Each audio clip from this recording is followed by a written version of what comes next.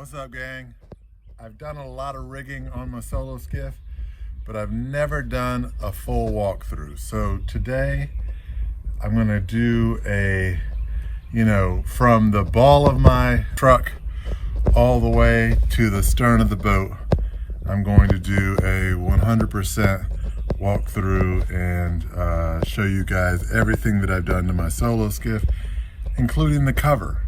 And I'm going to link to every single product down below in the description. So here we go. Continental trailer, right? I am going to put a winch here so that I don't have to do this rope. The trailer is a little bit in progress. I did put a 2-inch drop here. I've got a Nissan Titan truck. I think I need to go with more like a 3-inch, maybe even a 3.5-inch drop on that. The cover, this is just a standard 14-foot cover. I'm going to link it down below in the description. But even with what you're going to see under here in a second, it fits the boat really nicely.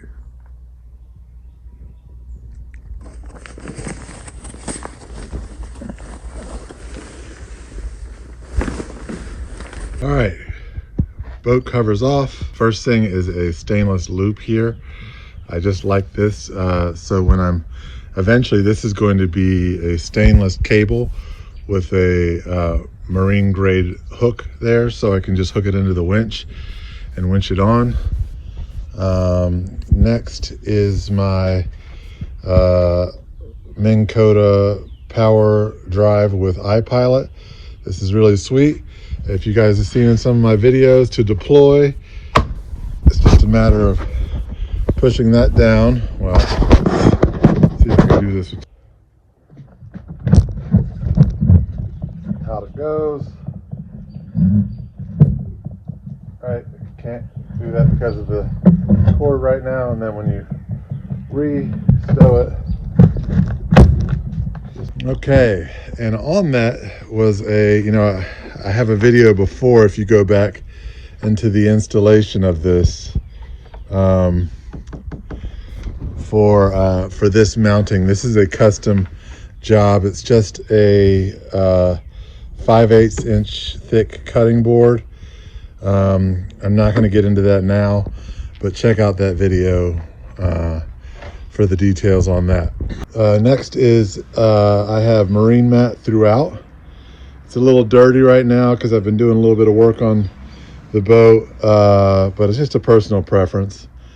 It looks like a combination of the Miami Dolphins and the Cleveland Browns, but two terrible football teams, but just what I liked in terms of color. And plus I like the orange here because it stands out a little bit more on the water.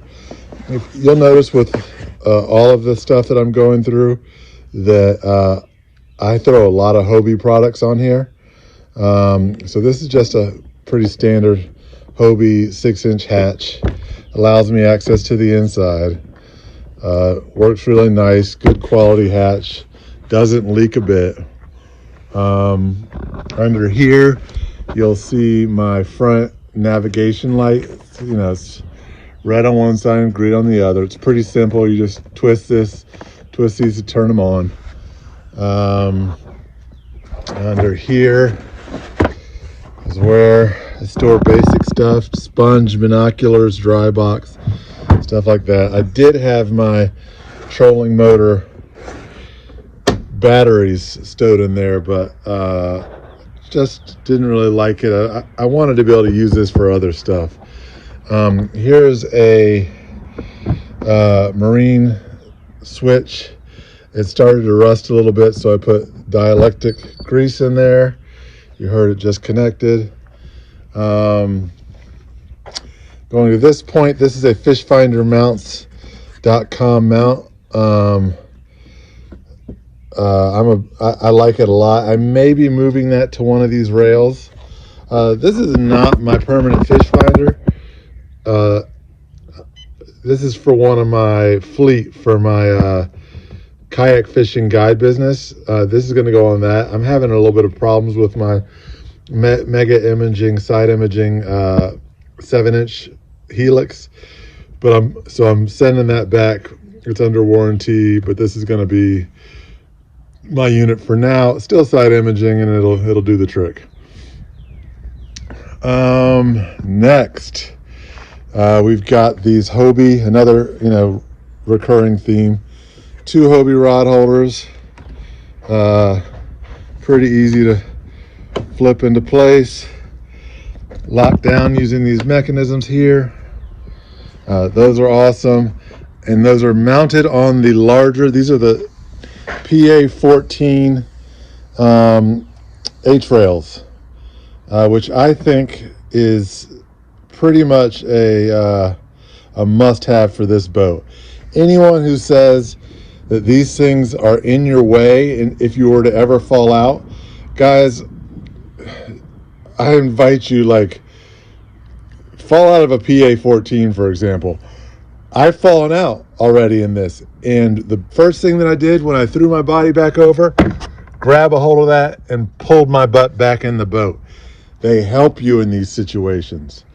Other stuff I have is the mounts to hold my kayak paddle. This is really sweet.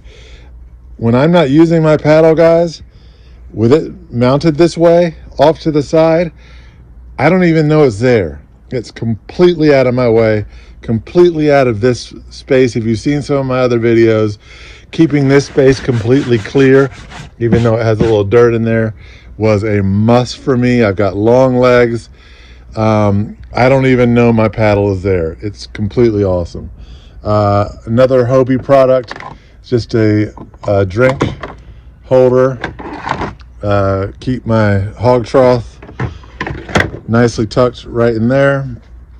Another Hobie product, it's just the tackle tray. It comes with a little tray that comes in here. I just replaced it with my Plano things that stay in there real nicely. One thing, if you want to get this for yours, it does not come with holes in it, so it fills up with water, and if you have hooks or anything down there, they get rusted. It's really a design flaw in my book. I just took a little looks like a 1/8 inch bit and drilled 4 holes in it, and it drains perfectly now. This box is pretty cool because it normally holds my fish grips right in there. Well, okay, I'm having problems with it now. And my pliers right there. Got my braid, a couple of extra lures. You can see my my leader equipment down there. Almost left out. Get lots of questions on this. This is just a quick battery connector. There it goes. That's just a really simple connection. The 2 batteries are sitting in one of these half milk crates. I think it fits really well in there. And I'm actually going to get another one of these for the fish finder. But for right now, I have 2 of these Lithium Wilderness Systems batteries. They're actually connected in, I guess you would call that's like parallel, but basically what happens is the fish finder is draining off of this battery while this one is charging this one. So essentially you get both of the batteries. I don't think I'll ever need it, but I've just been through my share of worrying about batteries wearing out, and so you see I've overdone it a little bit. These are 2 11-pound Amped Outdoors lithium batteries. They're not cheap, but I'll link them below, and you can check them out for yourself. Just got this gas can. I was having some problems with my last gas can. No frills here. Simple 3-gallon gas can. It has a vent, which I like. My last one didn't, which I think that was part of the problem. Little fuel gauge. Nothing fancy. No frills. Just a gas can. Back here, I did put in some gear tracks. And I don't use them for a whole lot, but I do have my AR-15 Yak Attack rod holders, which I don't troll with these. If I'm trolling, I'm using the Hobies up front. With these, I just hold my extra rods, to keep them out of my way up front. The nice thing about these is if I'm standing up and casting, I'm real bad. If I have a rod sticking up this way, I'm real bad about having a backlash, grab one of these rods and either throw it out of the boat or cause a tangled mess. So when I'm fishing, what I generally do is I unscrew these a little bit and just put them at a slight angle. I don't want them all the way down, just at an angle like that. And then, you can also very easily twist it back there. So in that configuration, tilted back out of the way, you're not likely to backlash and hit and grab a hold of your rods. Mercury 4-stroke, I got a good deal on it. It's really the same thing as a Tohatsu in every way. It doesn't have quite the same warranty, but the deal I got on it made it worth it. That's it. It's 6 months old. I've had to clean the carb once, kind of a pain in the butt, but at least I learned how to do it. Here's my rear camera mount. So I run 3 cameras on my boat, one here, one on my chest, and then the third one is this railblaza mount, which has a lot of, this is where the camera mounts. So this provides me with a lot of flexibility in terms of the shots that I'm getting. I do have a 4th GoPro clip-on mount that I can just put wherever I want, but I don't have a 4th camera, so I don't tend to mess with that too much. This is my other AR-15 Yak Attack rod holder. This is where the transducer is a Hobie cable through hole piece here. Transducer comes out, and this is almost an exact copy of what Alan Batista did. I actually had several of these from my Torpedo. I used one of these pieces of stainless because I know they use high quality stainless. I actually bought the stainless transducer bracket because the one that it comes with is just plastic crap, and mounted it this way. You see it's actually below the hull. I get reading, I even get side imaging at full speed. At side imaging, if I'm at 13 miles an hour plus, I may not get the right side of the side imaging, but in terms of regular sonar, I get it all the way up to 15 miles an hour. It's really great. This is a rip-off from Alan Batista, who I think ripped it off from someone else, but anyways, Alan, they say that imitation is the greatest form of flattery. But yeah, that's pretty much it. I don't think I left anything out. If you saw anything that you think I left out and you have a question, let me know. But I'm real happy with it. I don't think I have much left to mod, and if I did, it would get too busy. The one thing I'll probably be doing, having said that, is putting a seat back here. I don't want to put any form of pedestal seat here, or any complicated seat, just a back. I want to keep this free for standing. I love standing up here and sight fishing.